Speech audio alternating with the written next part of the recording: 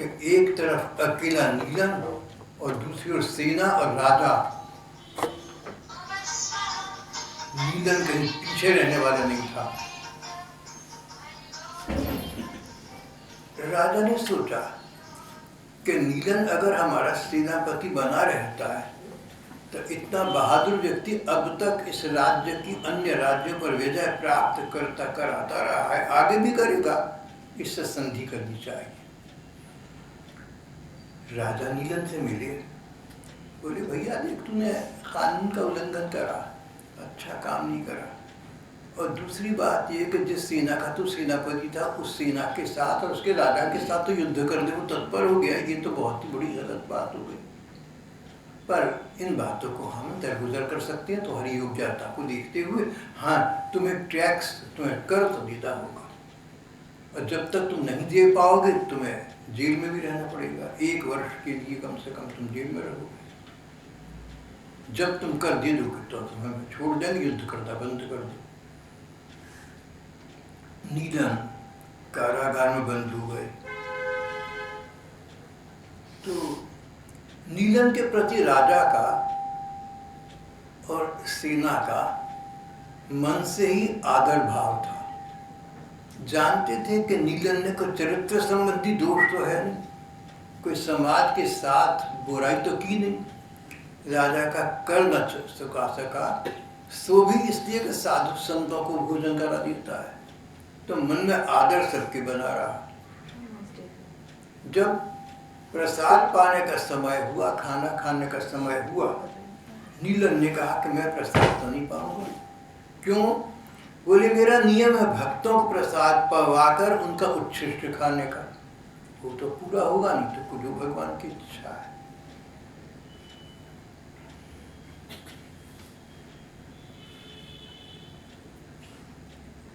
राजा और अधिकारी चकित रह गए। सोचा समस्या का कोई समाधान निकल आए तो अच्छा है। वो नहीं चाहती थी कि राजा अनशन करे, एक प्रकार का अनशन हो गया, फाका हो गया, कब तक कर सकेगा? शरीर को ऊर्जा चाहिए, ऊर्जा अन्न से आती है, अन्न नहीं खाएगा तो क्या होगा? अनशन करना अपने आप में कोई अच्छी बात तो नहीं है, लेकिन अगर समाज के हित में अनशन करना अनिवार्य हो जाए तो करने से पूर्व ये देख लेना चाहिए कि तुम उसको निभा तो सकोगे। ऐसा तो नहीं कि तुम 24 घंटे में चौपट हो जाओ। भैया वो करो, हिम्मत वो करो, हौसला करो, बहादुरी करो, जरूर करो जितनी तुम कर सको। अपनी सामर्थ्य से अधिक का कोई नियम मत ले लेना, अपनी सामर्थ्य शक्ति देख लेना। राजा जानता था कि नीलन में बहुत सामर्थ्य शक्ति है, वो तो परवाह नहीं करेगा, लेकिन राजा चाहता नहीं था कि नीलन भूखा रहे। राजा सोच रहा था, पर उस रात नीलन को भगवान नारायण ने स्वप्न में दर्शन दिए। जिस राजा का ये सेनापति था उस राज्य में भगवान रंगनाथ का मंदिर आता था। रंग जी का मंदिर दक्षिण भारत में आज भी प्रसिद्ध है, तब वो राजा के अंतर्गत था। नीलन और उनकी धर्मपत्नी दोनों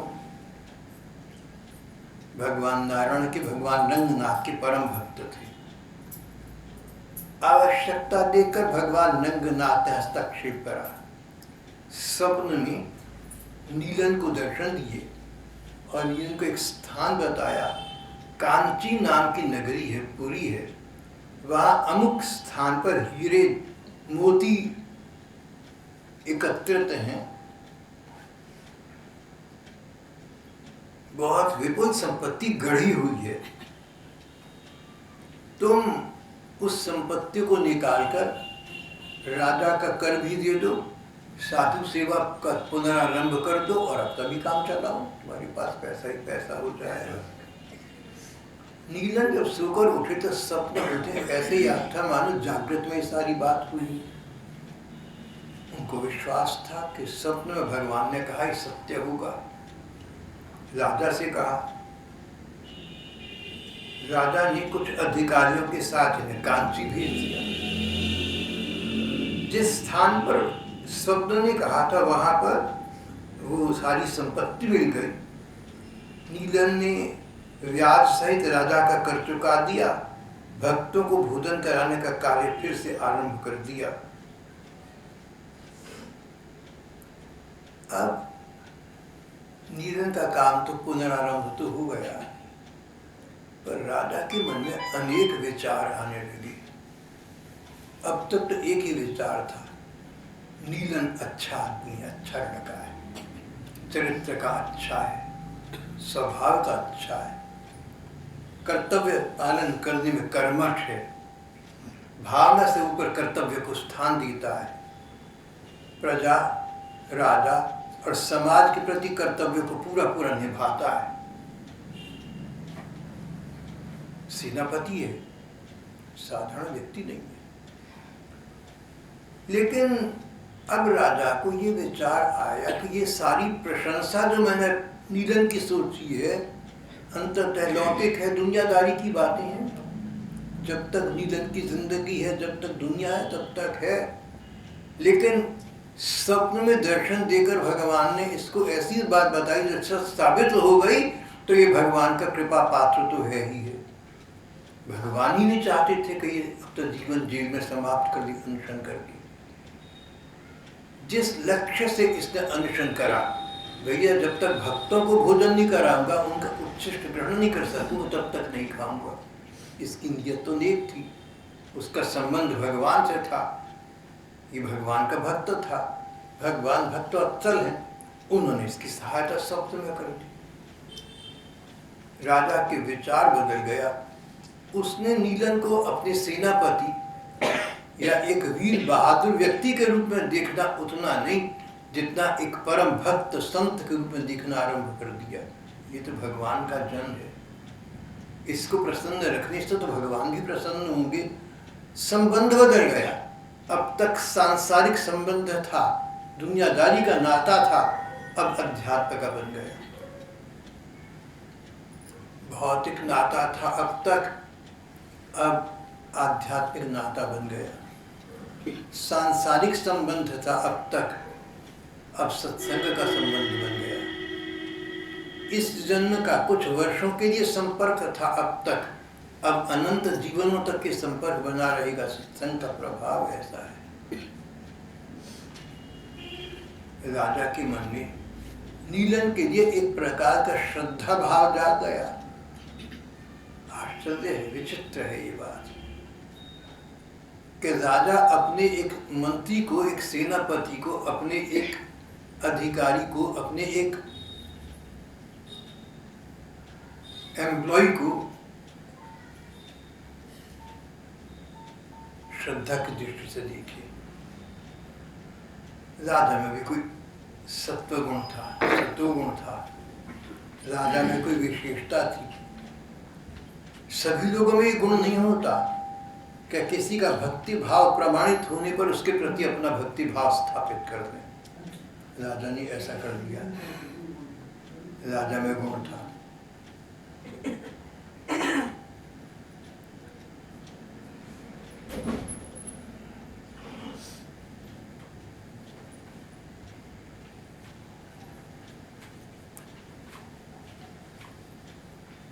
बहुत वर्ष बीत गए, जीवन की बहुत अवधि बीत गई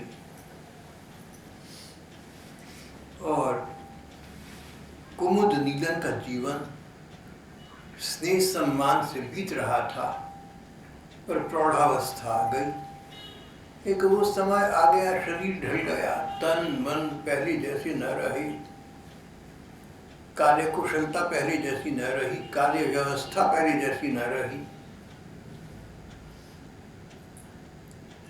सरकार की दृष्टि में कोई व्यक्ति किसी उम्र विशेष में कार्यनिवृत्त होगा ही।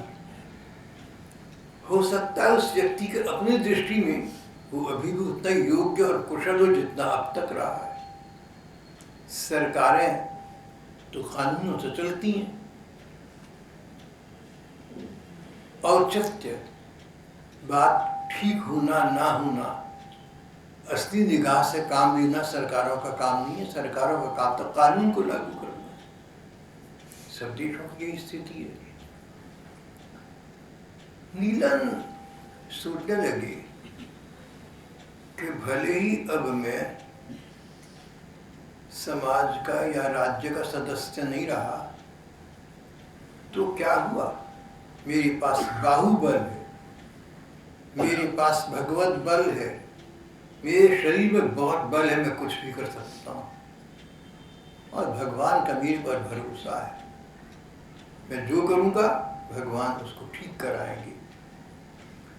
जहाँ नीलन को एक विचार आया, एक विद्रोहजनक विचार आया, एक विशेष विचार आया। नीलन ने कहा कि देश में, हमारे राज्य में जो धनवान लोग हैं वो दिन पर दिन अधिक धनवान होते जा रहे हैं, जो निर्धन लोग हैं दिन पर दिन अधिक निर्धन होते जा रहे हैं। निर्धन लोगों से कम पैसों में अधिक मेहनत कराकर धनवान लोग और अधिक धनवान बनते हैं। इसका इन्हें अधिकार नहीं है, फिर भी कर रहे हैं। ये तो लेबर का एक्सप्लॉयटेशन हो गया। जो बेचारी लाचार लोग हैं, उनको आवश्यकता है कि कहीं से दो पैसे कमा सकें। उस आवश्यकता का, उस लाचारी का लाभ उठाकर रईस लोग और अधिक रईस बन रहे हैं। मेरे पास बाहुबल है, भगवान का बल मुझे प्राप्त है। अगर रईस लोग प्रार्थना करने से या अपने चरित्र बल से, अपने स्वभाव से निर्धनों को अपना पैसा नहीं देते, तो मैं जबरदस्ती इनसे दिलवाऊंगा। देखिए नीलन का दिमाग कहाँ गया। करुणा थी मन में, दया थी। गरीब लोग बेचारे गरीबी में जिए जा रहे हैं। जब बच्चा था मैं, तब भी गरीब लोग गरीबी में जीते थे। अब बुजुर्ग ही आगे, तब भी गरीब लोग गरीबी में जी रहे हैं। कोई हल तो निकले। तो मैं ऐसे स्थान पर अपना डेरा जमाऊंगा जहाँ से रईस लोग गुजरेंगे, उनको लूटा करूंगा और उनसे लूट कर पैसा लेकर एक नया पैसा भी अपने पर खर्च नहीं करूंगा, भले ही मैं भूखा मर जाऊं। शहर के निर्धन लोगों पर उस पैसे का उपयोग होगा। रईसों को लूटकर ये धन दरिद्र में बांट दूंगा, तब इन लोगों की आंखें खुलेंगी। पैसे वाले लोगों की आंखें खोलने का और कोई तरीका नहीं है जब तक इनको विवश ना किया जाए। ये अपने पैसे पर सांप की तरह कुंडली मारकर बैठे रहेंगे। नीलन ने अपने साथ कुछ अन्य बहादुर लोगों को मिलाया जो गरीबों पर दया करते थे और नीलन की तरह करुणावान तो थे पर हल न समझ आता था। उन्होंने इसकी बात को सुना, एक विशेष दल बन गया, मानो एक गिरोह बन गया और नीलन उसका सरदार बन गया, उस्ताद बन गया। अब नीलन का काम हो गया, आते जाते रईसों को लूट कर गरीबों को वो पैसा बांटना और दे देना।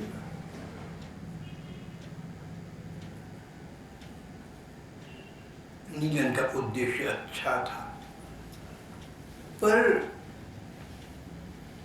रईसों को समझाने की ये शैली या गरीबों की मदद करने की ये शैली ठीक नहीं थी। ये बड़ा महत्वपूर्ण विषय है।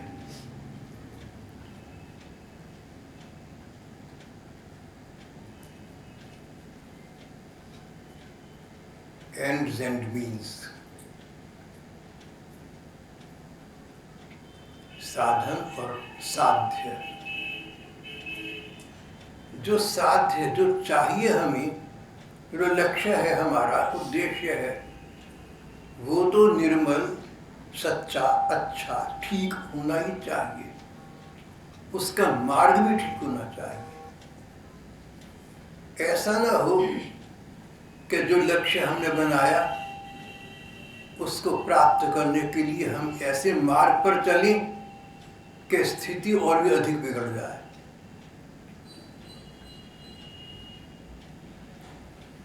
The end justifies the means.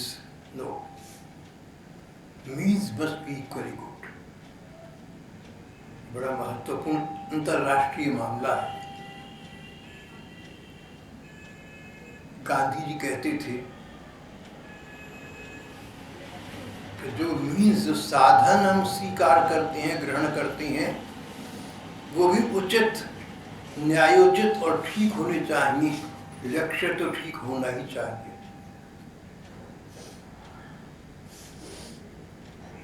नीलन का काम, नीलन का लक्ष्य था रईसों को लूट लेना, इसलिए कि निर्धनों को पैसा देना है, निर्धनों को धन देना, निर्धन लोगों को, आवश्यकताग्रस्त लोगों को सेवा सहायता पहुंचाना अच्छा काम था।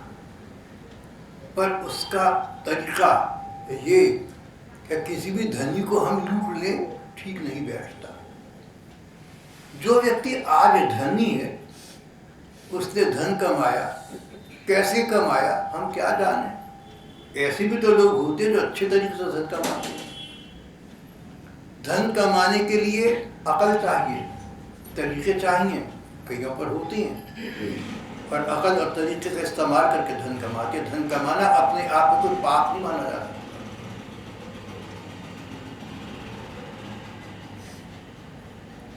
Not money, it is the use of money that makes money good or bad. एक अंग्रेज चिंतक ने कहा, पैसा कोई बुरी चीज नहीं है, लेकिन पैसे का आप अर्जन कैसे, पैसा कैसे कमाते हैं और उस पैसे का प्रयोग कैसा करते हैं, ये महत्वपूर्ण है। सब लोग पैसा नहीं कमा सकते, अकल चाहिए, 5 M चाहिए ना। Money means man power, machinery, और 5वां एक M और भी है। जिन्होंने इकोनॉमिक्स पढ़ी है उनको पता होगा, मेरा तो विषय नहीं रहा। इन सबको संभालना, सबको एकत्रित करना, सब किसी का काम नहीं है। अगर हम ये समझते हैं कि देश के जो धनी लोग हैं ये बेकार और गलत लोग हैं, तो देश निर्धन हो जाएगा। किसी भी देश में धनी लोग न रहे, तो हमारा प्रयत्न ये होना चाहिए कि सभी लोगों के पास उतना धन आ जाए जितने धन से उनका काम चल सके। फिर भी किसी के पास कम होगा, किसी के पास अधिक होगा, ये समाज में आवश्यक है। सोवियत यूनियन ने ये प्रयत्न किया कि साम्यवाद को व्यावहारिक रूप दिया जाए, सब बराबर हो जाए, धन में भी और प्रतिष्ठा में भी। ऐसा वहां भी नहीं हो सका। साम्यवादी देशों में ये नहीं हो सका। और जब कार्ल मार्क्स ने कहा कि मैं एक आंधी आती देख रहा हूं जो पूंजीपति देशों को समाप्त कर देगी और साम्यवाद का साम्राज्य आरंभ हो जाएगा, तो हम देखते हैं इतिहास के पन्ने पर लटकर कि वो आंधी आई तो सही, लेकिन उल्टी आ गई। सोवियत यूनियन 14 भागों में बढ़ गया, जिसको आप सोवियत यूनियन कहते हैं। आज 14 देश अलग अलग हो गए, और जिनको संसार ने पूंजीपति राष्ट्र कहा, उनकी उन्नति आज भी हो रही है। मेरा मतलब किसी वाद को अच्छा बुरा कहने से नहीं है, मात्र इतना है कि हम समाज में ऐसे साम्यवाद की, ऐसी समता की, ऐसी बराबरी की स्थापना नहीं कर सकती जहां सब बराबर हो जाए। हर आदमी अपनी काबिलियत के मुताबिक आगे बढ़ सकता है और बढ़ना चाहिए। Equality of opportunity, not of status. मौका सबको बराबर मिले, फिर अपनी काबिलियत के मुताबिक कोई आगे बढ़ जाएगा, कोई पीछे रह जाएगा। Equality of opportunity, not of status. समाज में न्याय और औचित्य की स्थापना के लिए ऐसे साधन प्रयोग करने चाहिए जिससे धनहीन लोगों का, दरिद्र लोगों का लाभ हो, लेकिन अन्य लोगों को हानि पहुंचे ये आवश्यक नहीं है, न ये आदर्श हो सकता है।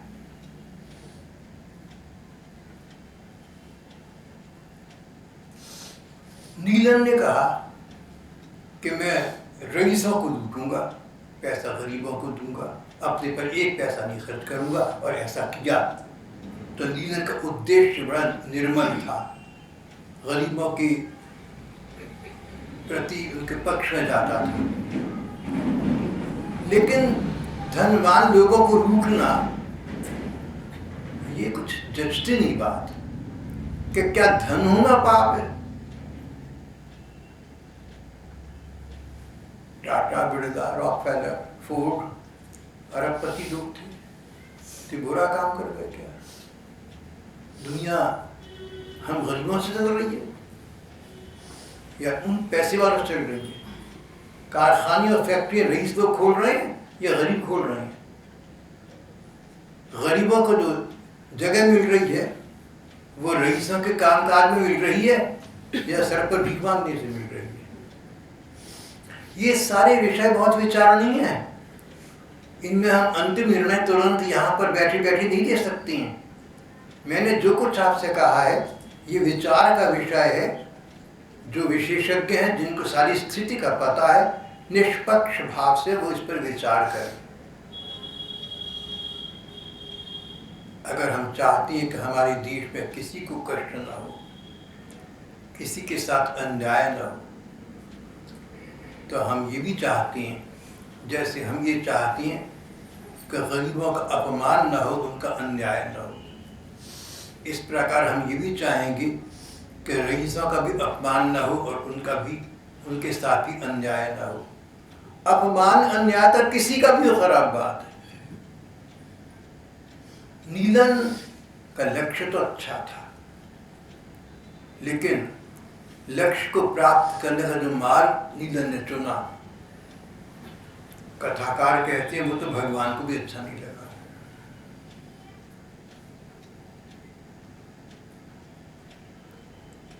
भगवान ने देखा मेरा भक्त विपरीत मार्ग पर चल रहा है, भगवान ने उसको उचित मार्ग पर लाकर अपना लक्ष्य स्थिर करने का विचार बना लिया। ऐसा यहाँ कथाकार कह रहे हैं। और एक दिन ऐसा अवसर आ गया,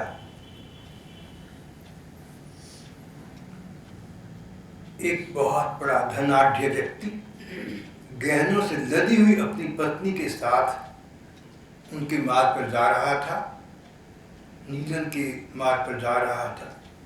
जब पति पत्नी नीलन के पास तक पहुंचे, नीलन के दल ने उन्हें घेर लिया और कहा कि जो कुछ है तुम्हारे पास हमें दे दो,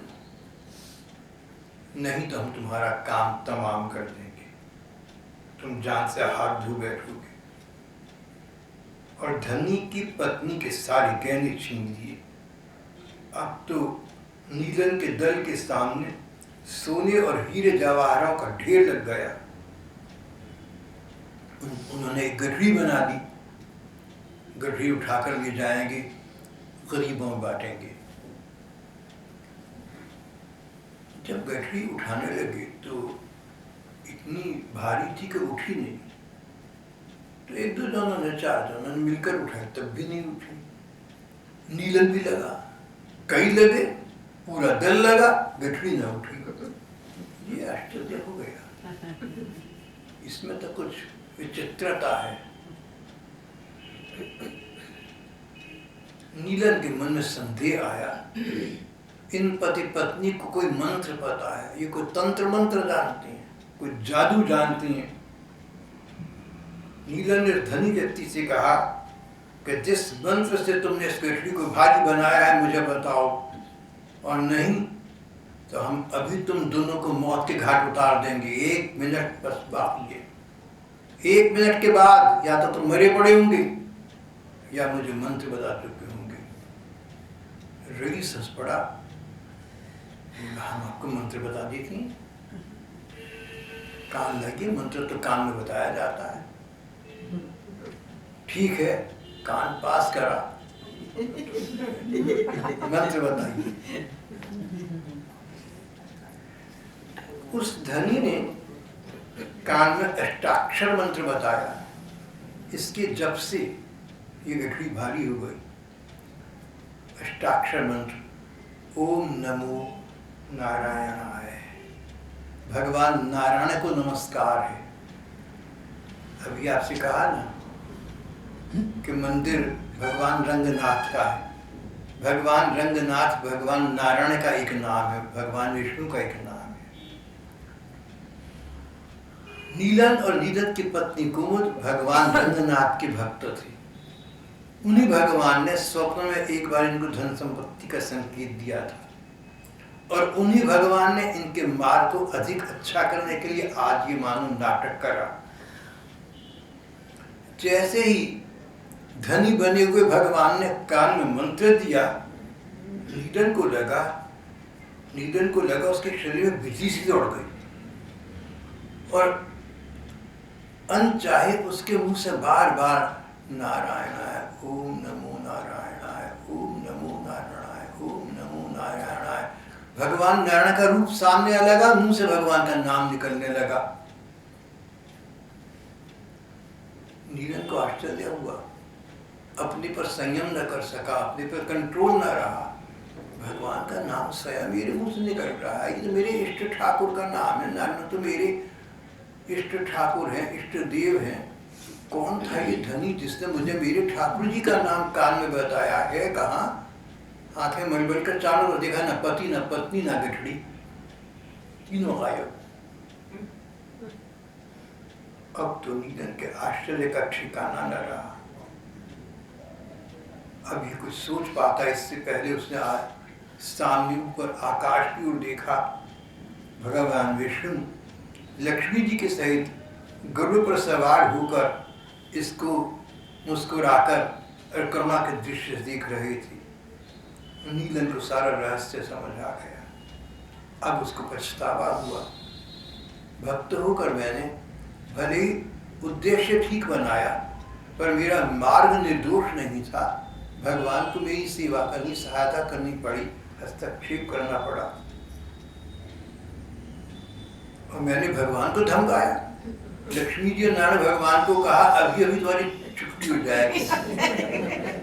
अविनाशी भगवान, अविनाशी परमात्मा, किसी के हाथ परमात्मा क्या मरा है कभी? मैंने कहा मैं तुम दोनों को यहीं समाप्त कर दूंगा। भगवान मेरे दयालु स्वामी, मैंने तुम्हारे साथ बड़ा अन्याय किया। अच्छा देखो, सदा की भांति मेरे अपराध को आज भी क्षमा कर दो, मुझे अपने क्षण में दे दो मेरे ठाकुर, मुझे बचा लो। वहीं से भगवान नारायण का स्वर आया, नीलम हम तुम पर प्रसन्न हैं, तुम अपने मन में किसी प्रकार की गिलानी मत लाओ, लेकिन आज से जब मेरा भजन करो तो भजन करने का रूप होगा, एक तो मेरा स्मरण करना, मेरे रूप का ध्यान और नाम का जप करना, और दूसरा ठीक प्रकार से हो सके तो सबकी सेवा सहायता करना। सबकी सेवा सहायता में सभी सम्मिलित हैं। जब देखो गीता में भगवान ने कहा ना, अद्वेष्टा सर्वभूतानां, किसी के साथ द्वेष मत करना, सबके साथ प्यार करना। सबके साथ, ये तो नहीं कहा बैरी के साथ मत करना, बुरे के साथ मत करना, ये तो नहीं कहा। जो तुम पर अन्याय करे उसके साथ प्यार मत करना, सबके साथ करना, कोई बैरी हो कोई बुरा हो। प्यार से ही तुम किसी के क्रोध और घृणा को जीत सकते हो, और कोई उपाय नहीं है। जो हम साधन स्वीकारते हैं समाज में या देश में आध्यात्मिक या सामाजिक उन्नति का जो तरीका अख्तियार करते हैं वो तरीका भी ठीक होना चाहिए। भगवान ने कहा मैं तुमसे प्रसन्न हूँ, भजन रूपी हारों से मेरी सेवा करो। भैया मेरी भक्ति का प्रचार करो, मेरे प्रेम का प्रचार करो। अगर चाहते हो कि समाज में शांति की स्थापना हो, अगर चाहते हो कि समाज के लोग सुखपूर्वक जीना सीखे, तो सुख और दुख तो पूर्व कर्मों के अनुसार इनको आएंगे ही। तुम तो प्रयत्न ये करो कि सभी लोग भगवान का स्मरण करें, सभी लोग भगवान का भजन करें, सभी लोग अच्छा जीवन व्यतीत करें, सभी लोगों के जीवन में सदाचार हो। अपने आचरण के द्वारा और अपने प्रवचन के द्वारा तुम भक्ति के लक्षणों का लोगों में प्रचार करो। भक्ति का भाव जागृत होने से समाज की स्थायी और वास्तविक उन्नति हो सकती है। नीलन का जीवन पलट गया। नीलन को वह मंत्र मिल गया जिससे उसने अपने डाकूपने का पश्चाताप भी कर लिया, लोगों की सेवा का उचित मार्ग भी पता चल गया। भगवान की स्तुति कर उन्होंने हजारों पद लिखे, श्रीरंग जी के मंदिर को पैसा लगाकर पूरा कराया, भगवान की दास्य भाव से उपासना की, जीवन का प्रत्येक क्षण भगवान की सेवा में बिताया। और इस प्रकार उन्होंने अपना